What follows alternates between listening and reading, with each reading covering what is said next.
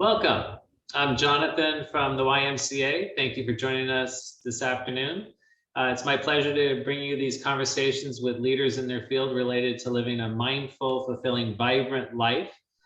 Very fortunate to have our guest today and the opportunity to have a discussion related to mental health and mental illness. Our title is It is Okay to Say I Am Not Okay. There's been a lot of discussion in more public forums related to mental health and the stigmatization and the desire for further destigmatization.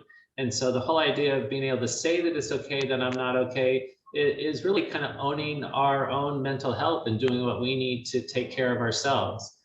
Fortunate to have Mina Arthman with us today. She is a child, youth, family liaison with NAMI, which is the National Alliance of Mental Illness. So Mina, welcome. Thank you for being with us. Thanks for having me. So if you will, just as we start, share a little bit about NAMI and your role. Yeah, so I work with the Children, Youth, and Family Liaison. And what we do is we kind of connect the County of San Diego to the community. So we do different outreach events like this. We do presentations on children's mental health, family well-being, and we then also take back feedback. So a family might come to us and they're going through a crisis and they would like to give feedback to the County of San Diego.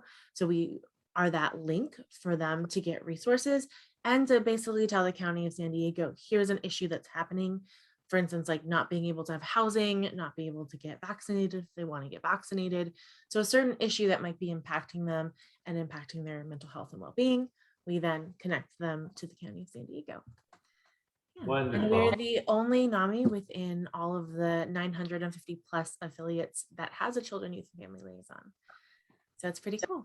That's fantastic. And I'm glad you're part of it and providing this important service to our community. So thank you. If you will, we're hopefully coming out of the pandemic, at least the severity of how it was when we entered in. What would you say pre-pandemic to today in terms of the incidence of mental illness, mental health challenges? I would say they've kind of changed. So whereas a youth might have struggled with bullying while in school, virtually they might deal with more isolation. If they have issues within their family, unfortunately, some people have family trauma, school could be a relief for them. If they're at home all the time, it's not a relief for them. So that might create more issues. So the pandemic really changed things. And you saw anxiety and depression go up. Surprisingly, suicidal ideation did not go up within youth, which was really interesting to see, because that was like a topic people were wondering about. But definitely the type of mental health and the type of challenges changed. And so, and virtual school, you don't have that socialization with friends. If you graduated during the pandemic, you don't get to do all the grad parties and that kind of stuff, which can really impact an overall happiness for youth. So that's kind of how mental health changed during the pandemic. As we get out of it and school's back in session, students are really excited. They're really happy to be back. They're still nervous about, not being able to be vaccinated, or a younger brother and sister who's not 12 or up not being able to get vaccinated, and that stress, or parents having their work schedules change. Some of them are working, if a lot of high schoolers do work part-time jobs, so they still have those things, but they are happy to be back in school. So I guess that's a positive of this, is students excited to be back in school. So most definitely. I remember during the distant learning process for schools, there was concern by school psychologists, school counselors, as well as pediatricians, that because students were coming to school, there wasn't that oversight in the sense of people in a child's life that were able to witness, are they getting fed properly? What's their emotional and mental well-being? And you spoke to it, how it has changed with them having more isolation, and therefore maybe not that oversight and the ability to intervene. And so now we're moving forward where they're back in the school. So it'll be interesting to see what this year brings, so to speak.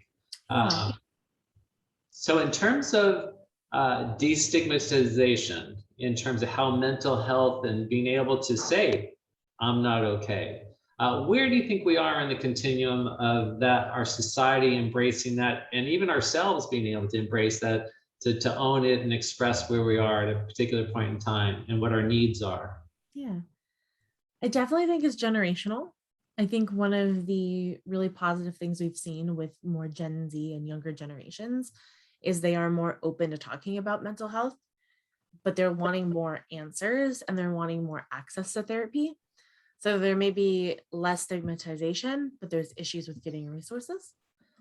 For older generations, there's still a lot of stigmatization, and they could be putting that onto younger generations.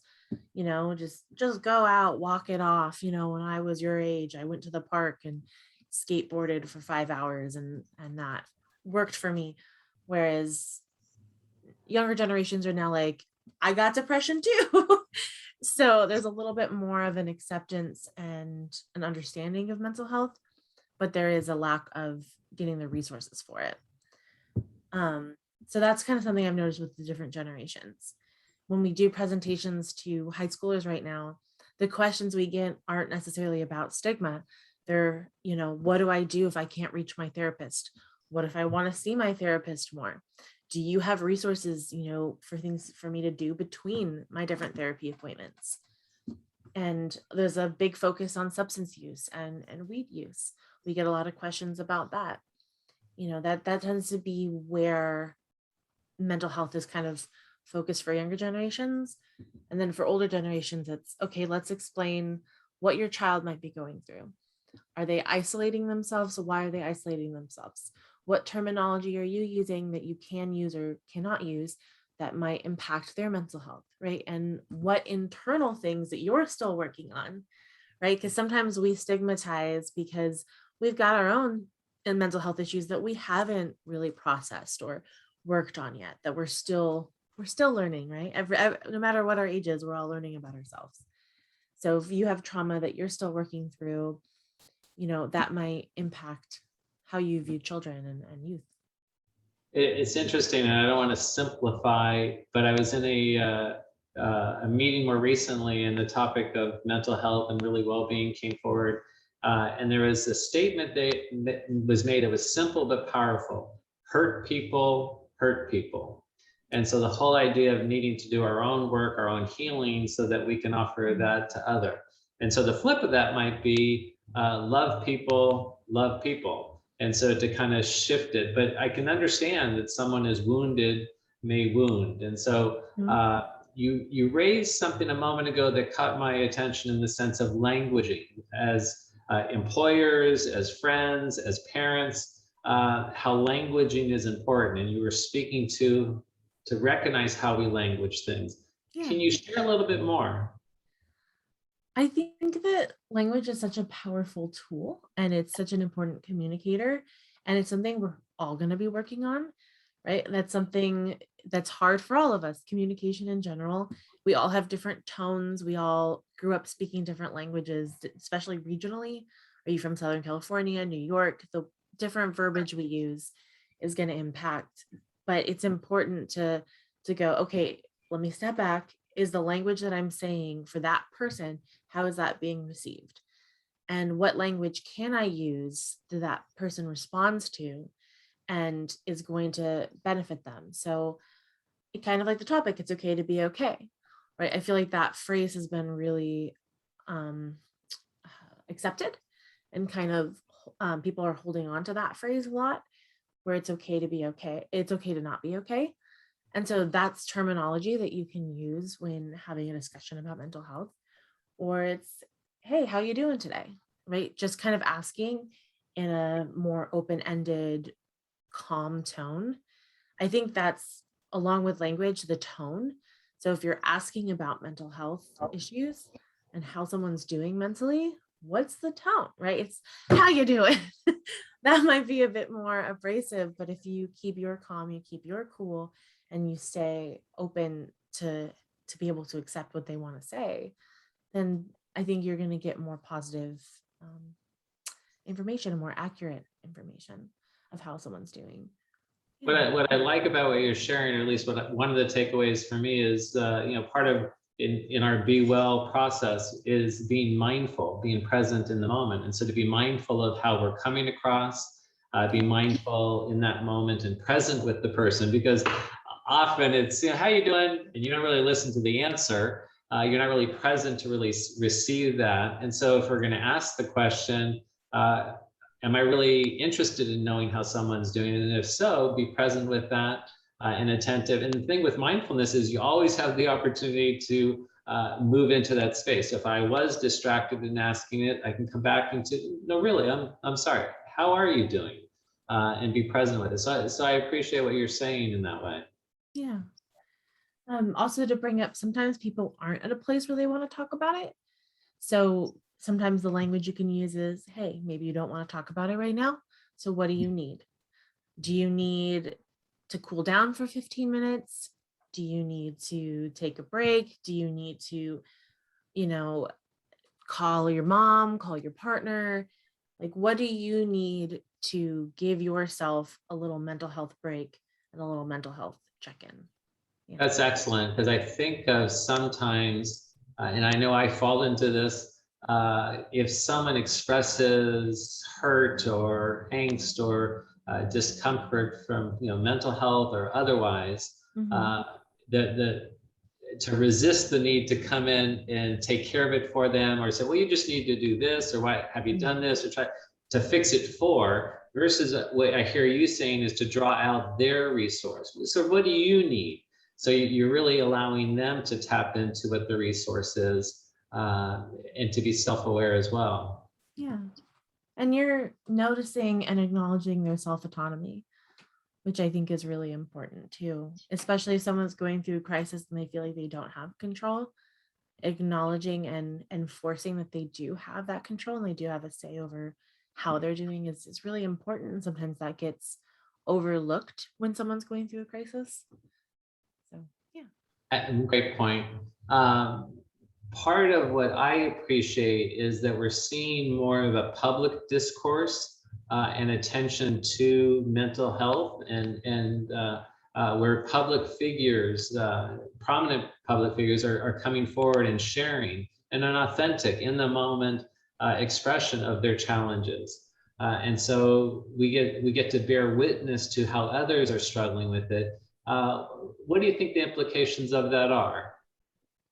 I love it. I love that more people are being open, especially celebrities, with their mental health, because it encourages conversation and it shows, hey, if they can talk about it, I can talk about it.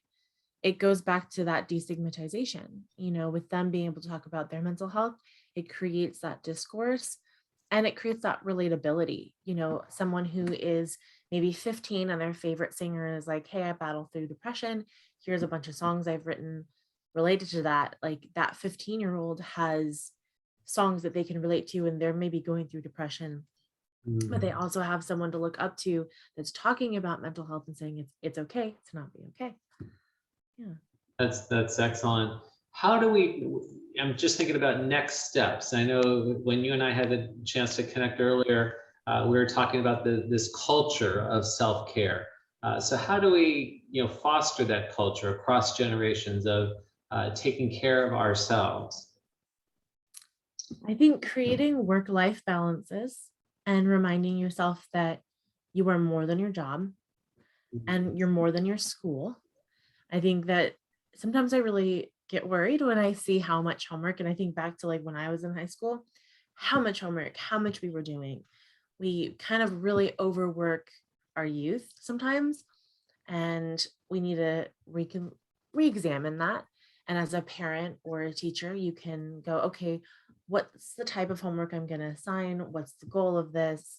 How can I help make sure that my students have time to focus on themselves? Mm. So that's like just one way we can foster that is acknowledging life balances.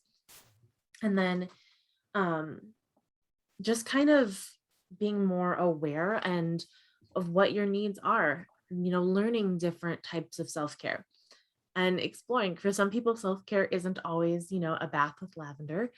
For some people, it is going on a run. For other people, it's maybe playing 45 minutes of a video game, figuring out and allowing yourself to try different ways of self-care and figure out what self-care works best for you. And as a parent or teacher, you can felicitate that. Wonderful. And so I'm just also taking it a next step as an employer, as a boss or a manager of others. How do we support that culture? Really being open to your employees saying, hey, I need a mental health day. And really allowing that conversation to happen. You're not judging them, you're not stigmatizing them.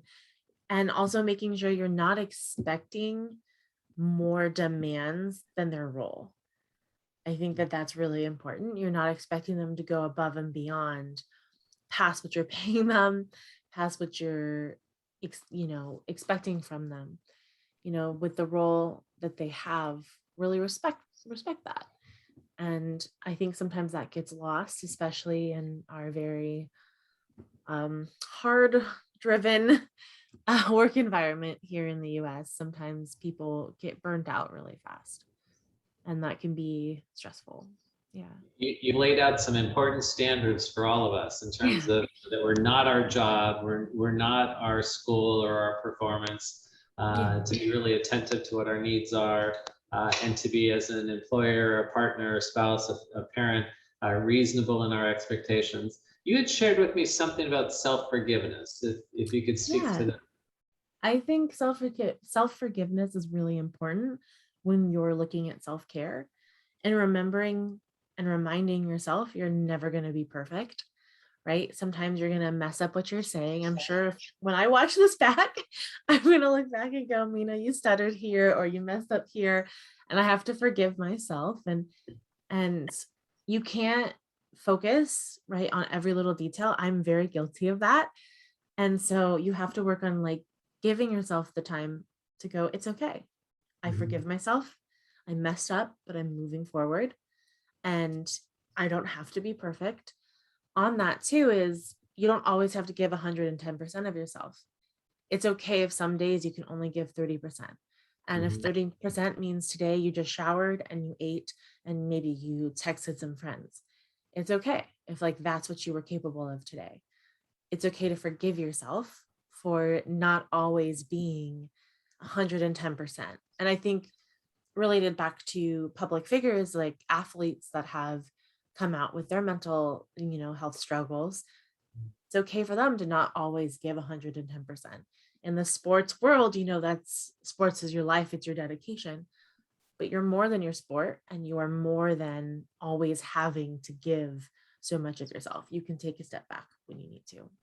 Yeah, that is really important for us to remember. And I think about those high expectations that we hold of each other. And so the whole idea of self-forgiveness, and living a mindful life allows us to be present with this experience, knowing it's not going to be there other than in this moment. And there's another experience. And so those good times are wonderful to relish, revel in.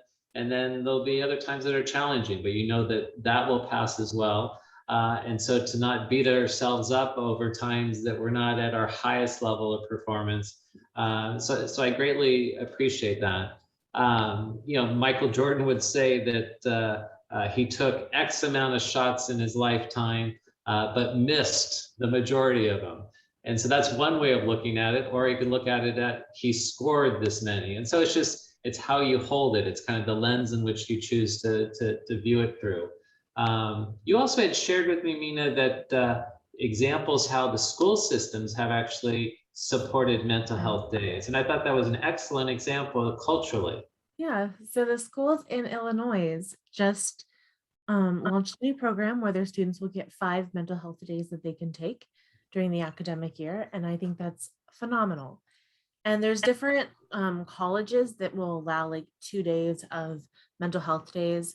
So it's really awesome to know that there are schools moving forward with how do we support the mental health of our students, especially when you realize that most schools only have one part-time clinical psychologist. And that's a whole nother issue, right? Is the lack of funding for school psychologists and how much is on their plate. So if the school can do more things to just alleviate any additional stress or hardships for their students and allow them space to really focus on their mental health, that's just better overall. Yeah.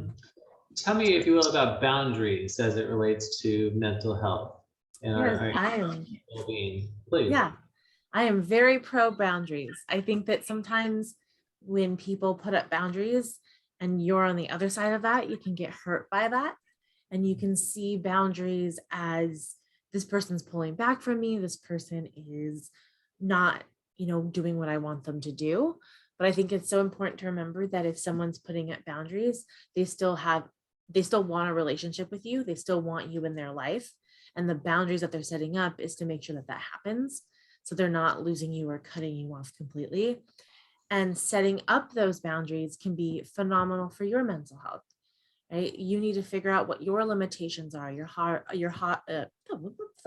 soft limits and your hard limits, what your goal is and what you need to protect your mental health. And especially with our friends with work, what are your work boundaries, your school boundaries, your friend boundaries, your family boundaries, setting those up and learning those and really staying focused on them to maintain them. So that way, you're protecting yourself in that and you're setting up your mental health to do better overall. So, big proponent of boundaries. Wonderful. And I'm going to ask you to be an advocate as well for our next step. So, it's okay to say I'm not okay. Many would say, I don't know if it's okay to say no, I'm not okay. And so how do you advocate and support us, our loved ones, our colleagues, and our employees, those in our life, to be able to move forward on that continuum when they may not be sure if they're ready to do something like that? How do you support them with the next step? Yeah, so it's validating the different feelings. I will also validate if someone has a hard time admitting that they're having mental health issues. I will validate that. That is a fair feeling to have, especially if talking about mental health is very new to you and you don't come from, a family or a culture that's very mental health mindful, right? So it's okay to go through that process, and you're going to struggle through it and struggle with accepting that about yourself. I think anytime you process your trauma, you go through therapy, it's hard work. Sometimes it's difficult, it's painful, it's emotional. I will validate that for you.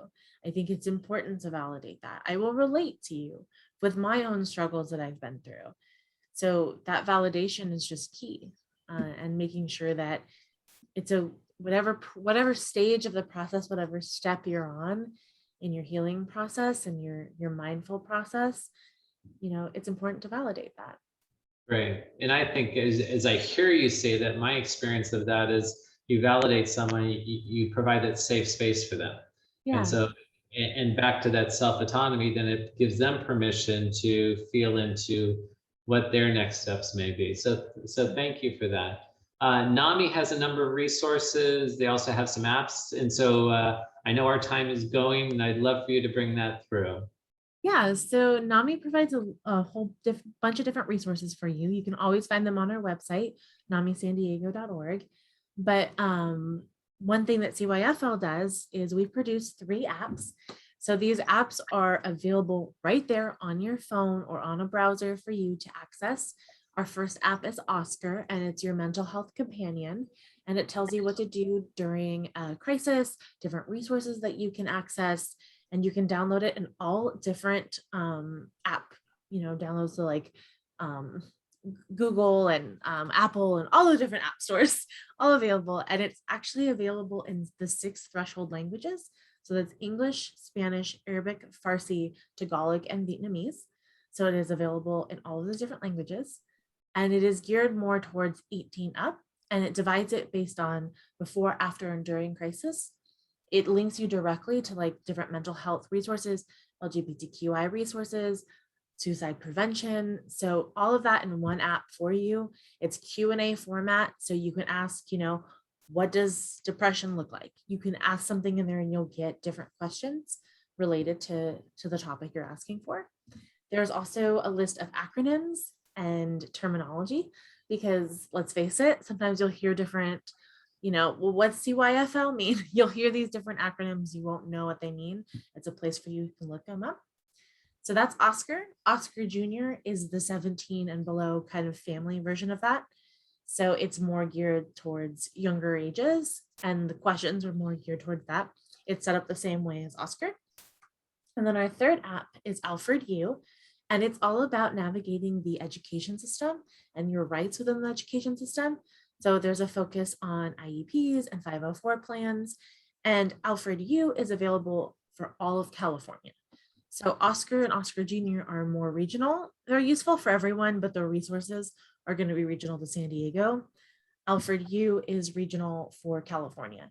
So it has links to different schools and the different types of care and different things that you need from them. So like their numbers, their email addresses, all of that kind of stuff for all of the different schools in California.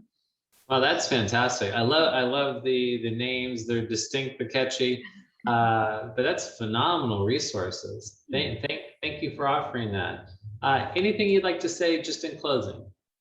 Yeah, just a reminder that it's okay if you're going through something. It's okay if you're going through a crisis.